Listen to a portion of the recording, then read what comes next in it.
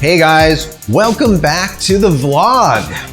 So last week I talked to you guys about the Canon 5D Mark IV and the Canon Rumors that came out, the specifications. And one of the items was that CFast 2.0 was now missing, which was not great. But there's a lot of new rumors that came out in the last week that I want to talk to you guys about. And some of them look unbelievably amazing and might create, let's say, a revolutionary camera. I don't know, but we'll see by the end of the video. But before I get into all of the new specs and whatnot, I got a lot of questions from you guys, and I want to answer a few of them real quick. So let's see what we got here. We got a guy named Natural Gallant Bodybuilding, and he writes, is the Canon 5D Mark IV going to have the same capability for autofocus in video mode as the Canon 80D? It seems that no one has mentioned this. Now, I agree, I haven't heard anything about this. Now, once again, reading the tea leaves here, the short answer I think is going to be yes. The reason I think this is because we're seeing that they have some type of subject as well as facial recognition, subject tracking involved in this camera. And I'll get to that a little bit more in this video. So hang in there.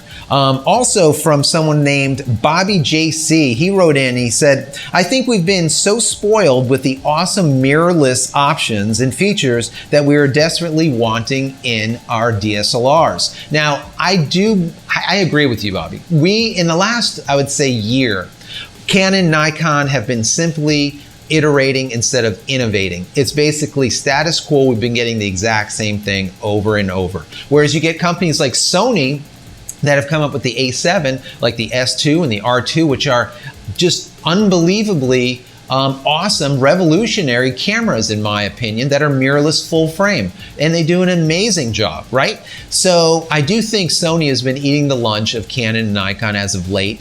But I think that if you stick with me on this video, you might see that this Canon 5D Mark IV might, let's say, fix this situation. So we'll see. Anyways, we got one more question from Aprova. Now, sorry about the pronunciation. And he writes, will we be able to extract 33 megapixel stills out of 8K?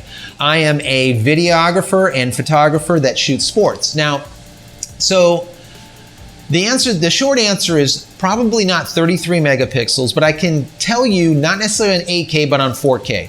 This camera, they're saying in the specs that we're going to be able to extract stills that will come right close to 9 megapixels out of 4K video. That's really awesome.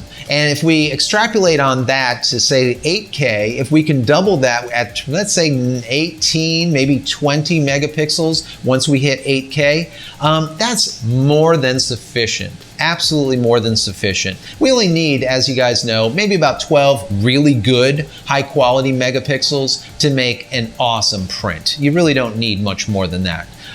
So the short answer is yes. I'm thinking right around 18 to 20 once we hit that 8K barrier. So we'll see what happens with that. So before getting into the, let's say, the nitty-gritty, the items that I think that are just really important to you guys, I want to tell you what has changed as far as the Canon Rumors as of late and some of the mundane specs just real quick. So it's showing as we're going to be getting a camera that is 30.4 megapixels, 7 frames per second it's going to be able to shoot, Digic 6 Plus. It's going to have 61 points of autofocus, and 41 of those will be cross-type, which is awesome. Cross-type is the most important, obviously, we know.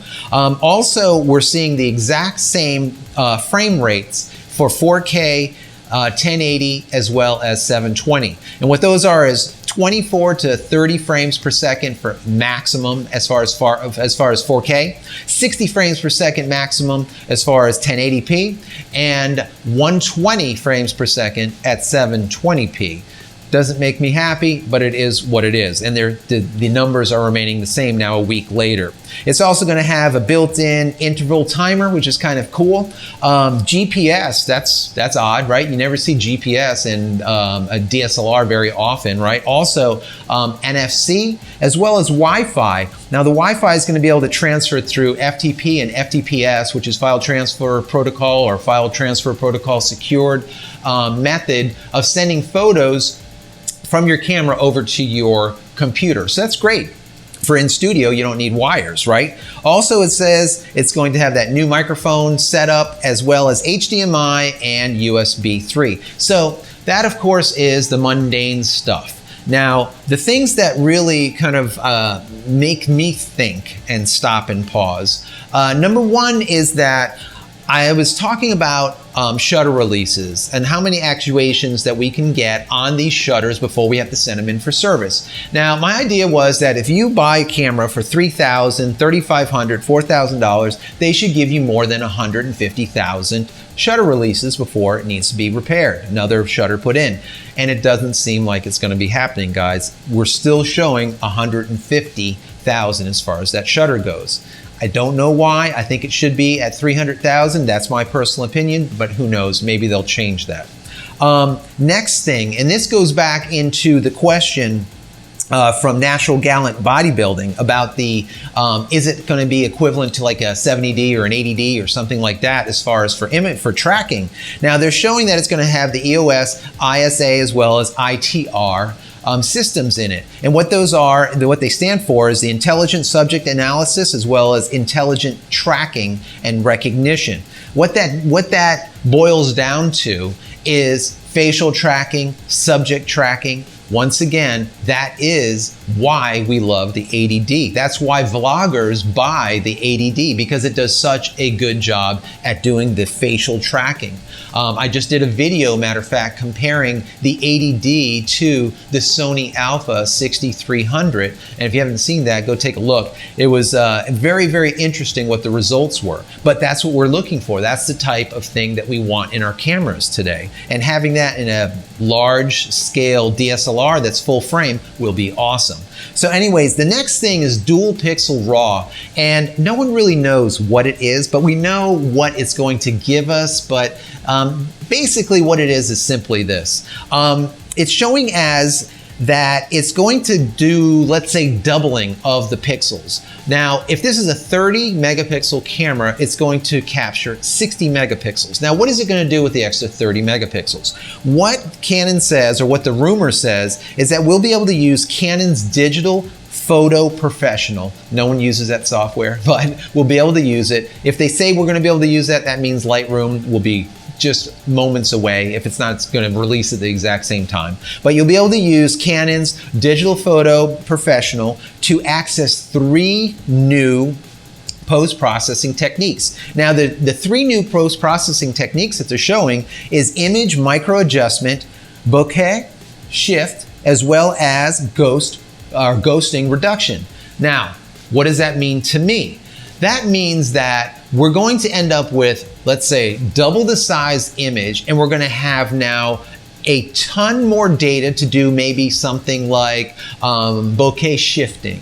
So moving that blur, or maybe accentuating blur, or possibly reducing some ghosting, like they're saying, or maybe fine micro adjustments when it comes to autofocus. These are all, I would say, innovations instead of iterations. This is back like what I was saying. It seems like the camera and the company now is putting finally some innovation into the camera, if this is the case. Now, we'll see what ends up happening with it, but this sounds really, really interesting. So it's showing as far as modes is you'll be able to shoot RAW, you'll be able to shoot DP RAW, which is, I guess, that dual pixel RAW at 60 meg, and then you'll have MRAW and SRAW. Of course, that'll be about 15 megapixels and not 8 megapixels.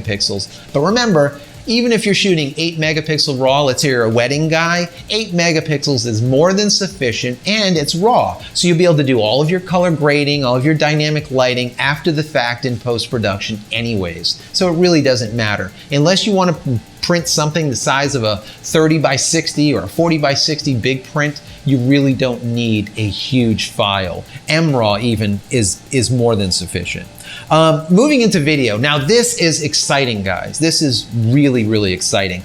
They're saying that this camera is going to be able to produce 4:2:2 video. Now, let me just break down what this means. High-end HD video that you see like on TV, it all shoots 4:4:4. Okay, what that means is it has to do with luminescence, your lume, and your chroma, or your chrome, or your color, right? And how many, for every, let's say 8 pixels or 8 bits, how much chrome you have in each one of those bits. Now, when you subsample and you drop down from 4:4:4 to 4:2:2 or 4:2:0, for example, what happens is you reduce the amount of chroma. You reduce the amount of color that's on each one of these pixels or each one of these bits. So what ends up, how it works is let's say if you have a blue dot, right? It will take that blue dot and just duplicate it and make a second blue dot. That's if you reduce down by 1. Now, if you reduce down to, let's say 4:2:0, now it'll take that blue dot and now duplicate it, let's say 4 times, right? So the problem with that is when you shoot 4:2:0, you have a hard time with color grading, and you have a hard time with green screen because it's very difficult to find out where the edge is, right? So just so I have an idea here, Canon 5D Mark II, Canon 5D Mark III, Nikon D4, D4S, for example, the 800, the 810s on the Nikon side, they all shoot 4:2:0. The only way to get 4:2:2, guys, is to offload the video through the HDMI cable, right, onto like a Ninja or some other camera recording device. They're saying, guys, it's going to do 4:2:2 in camera. That's unbelievable. That's unbelievable if you're shooting video, right? Because that means you're only downscaling one off the absolute top that you can possibly get. 4:2:2 is awesome. That is more than sufficient to do great color grading and absolutely ample to do really good green screening. That is huge, guys. That is really, really big. So, you know, will this end up happening? I really don't know. The question that I have, and like I said, always reading the tea leaves here, is how do you get there, guys? How do you get there? We know that to be able to write 4:2:2, it takes a ton of processing and it takes a ton of speed. The problem here is I'm only showing on the list of specs here 1 Digic 6 Plus. 2 would be nice, right? I'm also showing that we're not seeing any CFast 2.0. Come on, we need 2.0 to be able to write this data out quickly. So is 4:2:2 real or is it not?